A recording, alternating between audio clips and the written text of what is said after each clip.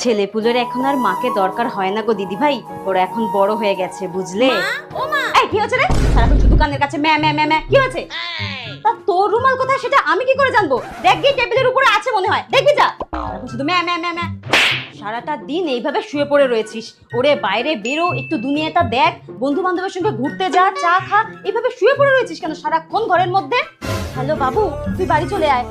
না দিনকাল খুব খারাপ যাচ্ছে, তুই বাড়ি চলে আয়। আমার না খুব টেনশন হচ্ছে, তুই বাড়ি চলে আয়, বাড়ি চলে আয়।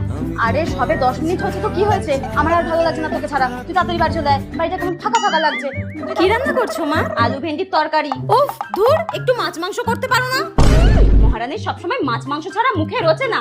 আলু ভেন্ডির তরকারি করছিস, চুপচাপ খিলে নিবি, আর নইলে উপোস করে থাকবি। যা যা। কি রে তোরা সবসময় এরকম ডায়েট নাকি ব্যাং ছ্যাং করিস? কোথায় এখন তোরা মাছ মাংস ডিম এখন রাক্ষসের মতো খাবি? না, শশা টক দই এসব খাচ্ছিস। চল মাছ মাংস রান্না করেছি, খাবি চল।